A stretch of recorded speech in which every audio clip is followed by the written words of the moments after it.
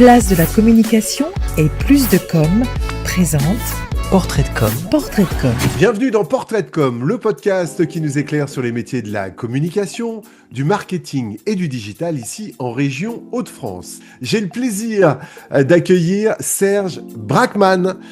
Serge qui est AMO. Alors ça on connaît, assistant à maître d'ouvrage dans le bâtiment par exemple, mais alors dans le digital un peu moins. C'est quoi ton métier Serge ? Alors effectivement, merci Fabrice de me donner la parole ce matin. Je suis AMO Digital parce que je vais accompagner les entreprises dans leur digitalisation.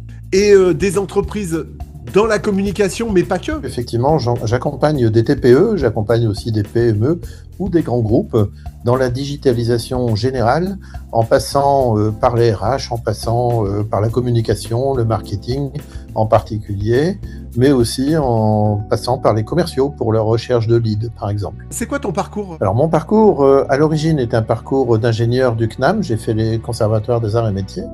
Derrière ça, j'ai bossé un petit peu en industrie, mais très vite, la communication m'a rattrapé et j'ai créé une société que tu as connue, Fabrice, pendant une vingtaine d'années, une société qui était spécialisée en particulier sur la 3D, l'image de synthèse, la réalité virtuelle avec les casques. On s'est connus dans ces époques-là.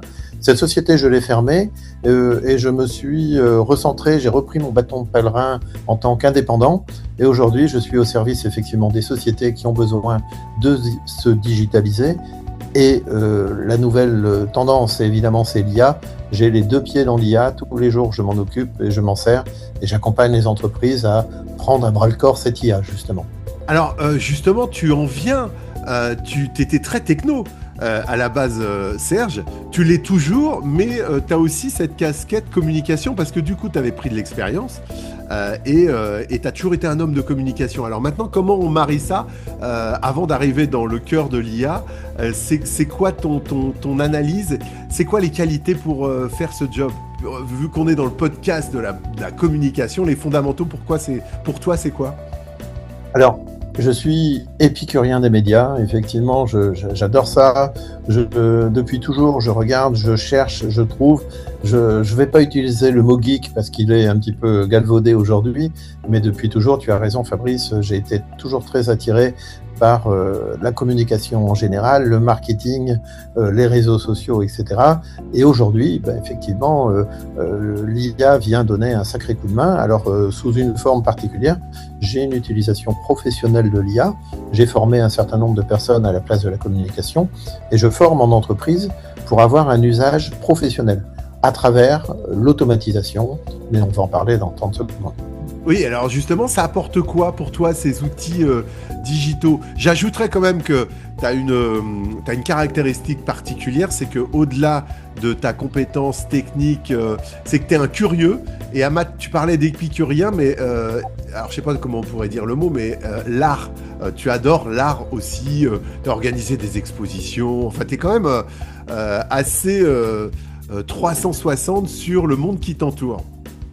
Alors effectivement, oui, je fais partie du Rotary en particulier. On utilise et on fait une expo d'art. J'avais la Villa Acacia sur les grands boulevards, pour ceux qui l'ont connue, où j'ai fait quelques expos photos. J'ai toujours été proche des artistes et d'ailleurs la première société que j'ai créée s'appelait Artcom.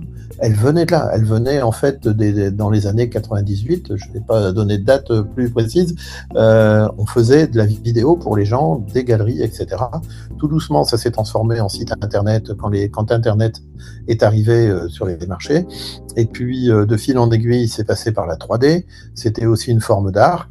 Et dans les toutes dernières années de la société, dans les années 2000, on faisait des maquettes virtuelles interactives pour répondre aux appels d'offres avec des grands groupes comme Veolia, Eiffage, Vinci, Bouygues, etc.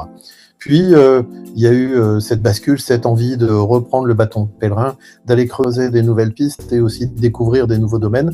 L'IA est arrivée en même temps, donc c'est tout un domaine en fait de recherche pour moi, mais aussi d'application, vu que maintenant j'applique ça directement au niveau des entreprises pour les aider dans leur communication, dans leur marketing digital, à travers des outils IA concrets et tangibles.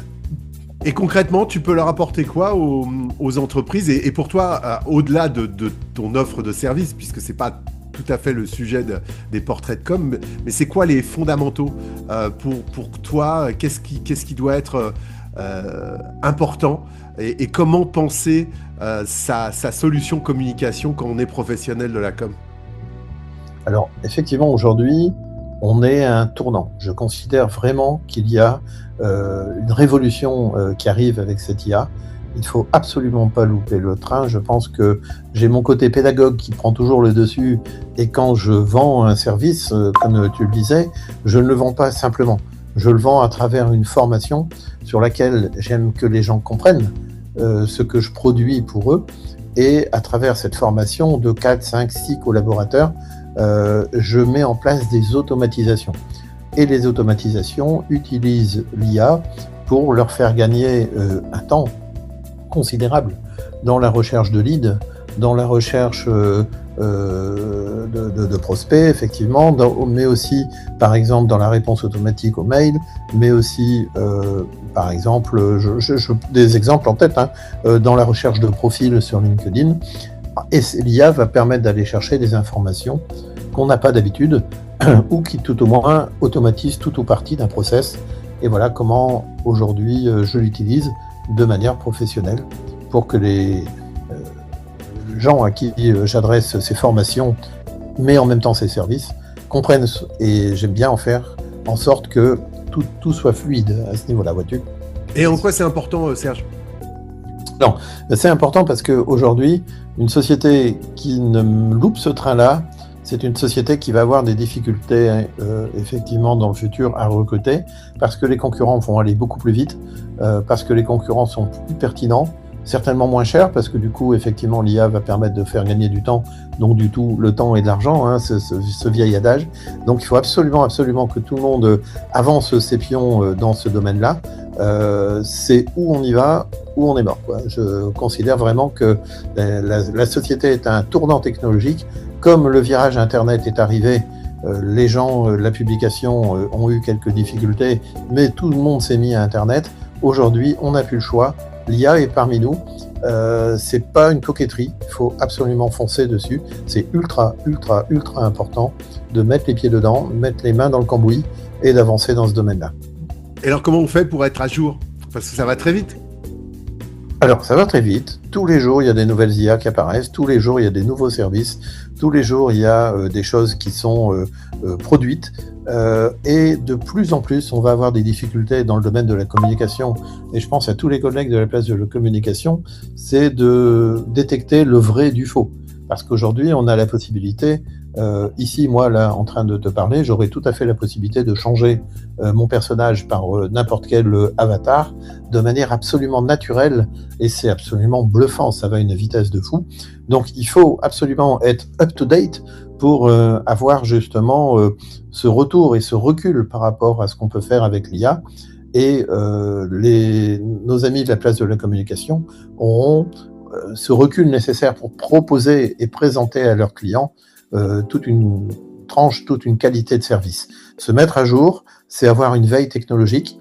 On a cette veille technologique de manière automatique aussi, c'est des choses que je mets en place, des modules avec MEC ou N8N, qui sont les outils de prédilection pour faire cette veille technologique, rester dans le coup et surtout apporter, et moi c'est mon fil rouge, apporter aux clients finaux la quintessence de ce que l'on peut faire aujourd'hui. Et la méthodologie, c'est quoi? C'est se former, c'est faire appel à des consultants comme toi. Toi aussi, tu es obligé, si j'ose dire, de te mettre à jour, parce que tu parlais de geek, c'est pas une question d'âge en fait. Absolument pas, c'est absolument pas une question d'âge. Alors, je suis rentré dans la marmite de l'apprentissage, donc de la formation, de la pédagogie, et moi-même, j'apprends tous les jours, je me tiens au courant. Il y a un canal qui est particulièrement intéressant, souvent les gens sont surpris, c'est TikTok. TikTok a une force particulièrement pertinente, parce qu'une fois que l'algo de TikTok est câblé sur ce que vous cherchez, on n'a plus de tout et n'importe quoi sur TikTok, mais on a des vidéos qui tombent tous les jours, très pertinentes. Et effectivement, c'est un canal pour moi de sourcing qui est intéressant. Et j'invite effectivement, encore une fois, nos collègues de la place de la com à dresser leur algorithme TikTok pour qu'ils aient un contenu particulièrement sensible et intéressant dans le domaine de l'IA pour pouvoir effectivement écouter le bruit de fond. C'est ça en fait la vérité, c'est écouter le bruit de fond, détecter les tendances et apporter la quintessence, on le disait tout à l'heure, de notre métier à travers un consulting comme je peux le faire, mais aussi vers le client final, en disant voilà aujourd'hui la tendance, voilà ce qui se passe, voilà ce qu'on peut faire.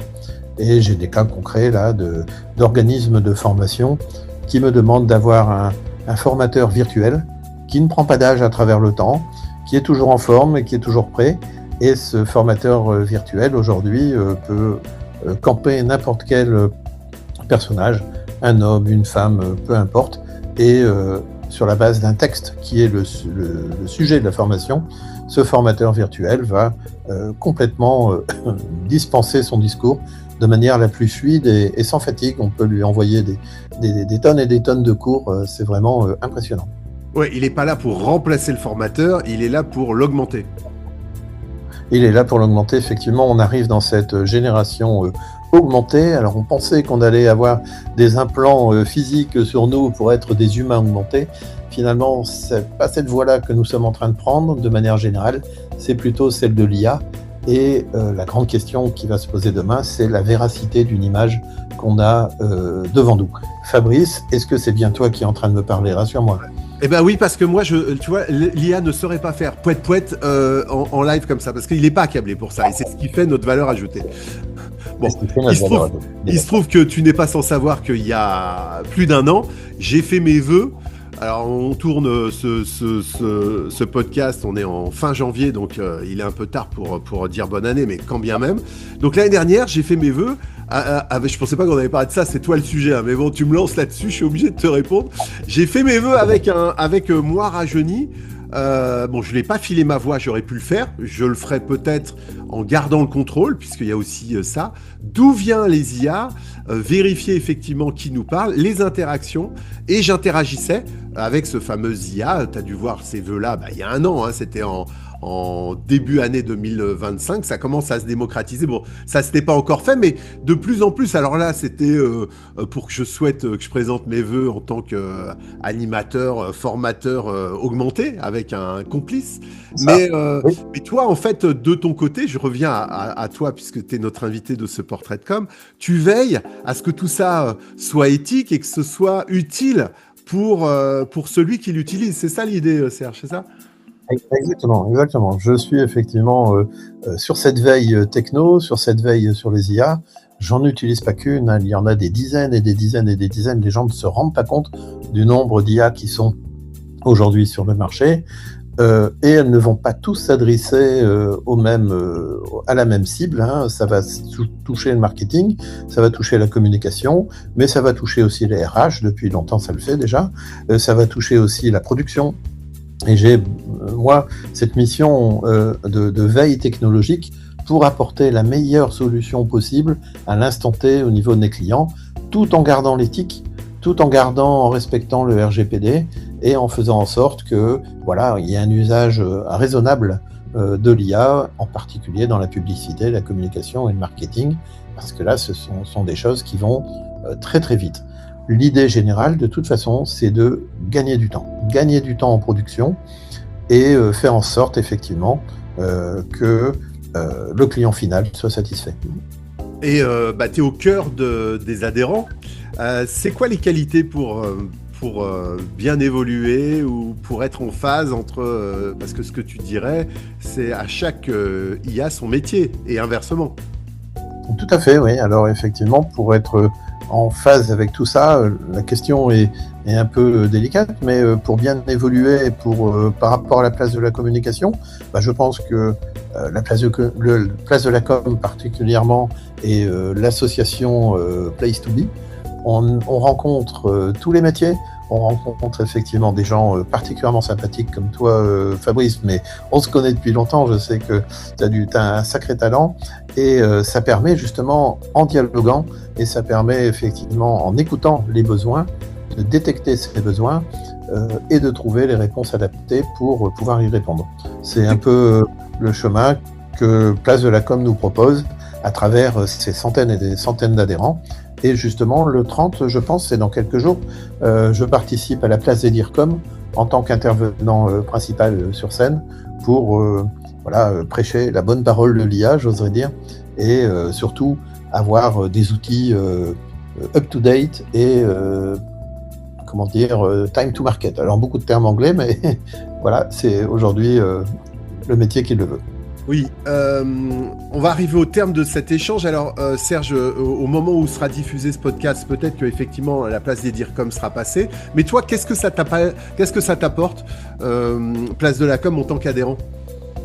Alors, Place de la Com, paradoxalement, on n'est pas un club business, quoi. Enfin, on peut faire du business les uns avec les autres, mais on est là surtout pour parler. Alors, on va dire un mot sur l'Observatoire de la communication, qui est fondamental et important. Mais toi, qu'est-ce que ça t'apporte à toi? Alors justement, je le disais il y a quelques minutes, l'idée d'être dans la place de la communication, c'est d'être au contact terrain, au contact des besoins. Les adhérents expriment tous des besoins différents. J'ai rencontré par exemple des directeurs d'instituts de formation qui ont besoin de former leurs jeunes et leur mettre des skills au niveau de leur CV par rapport à l'IA, par exemple. J'ai pu faire des interventions grâce à ça à l'ISEG. Je vais rencontrer des gens de chez Veolia, je vais rencontrer des gens de la communication et du marketing en général, avec une écoute non pas du marché, parce qu'on n'est pas là pour se vendre des trucs entre nous, mais surtout sentir les difficultés ou les attentes de chacun par rapport justement à ces IA ou ces automatisations, et être effectivement, ne pas être sur une tour d'ivoire, parce que très vite un conseil comme moi pourrait tout à fait être dans une tour d'ivoire en disant je suis l'ayatollah de l'IA, non, concret, le terrain, les besoins, les difficultés de chacun, c'est là où Place de la communication est particulièrement intéressant. On se voit ce soir, je crois, pour visiter l'ESJ. Voilà, ça va être encore tout un domaine, l'école de journalisme, et le journalisme et l'IA, c'est un grand sujet. On va parler de plagiat peut-être, on va parler de différentes choses, et c'est en étant sur le terrain, grâce à la Place de la communication, qu'on peut comme ça rester avec les pieds sur terre et comprendre les besoins des uns et des autres. Merci beaucoup Serge Brackmann, le patron de cette structure d'assistance à maître d'ouvrage dans le digital. Merci à vous de nous avoir suivis, on se retrouve très prochainement pour un nouveau Portrait de Com, le podcast qui nous éclaire sur les métiers de la communication, du marketing et du digital, ici en région Hauts-de-France. Portrait de Com, avec Place de la communication et plus de com.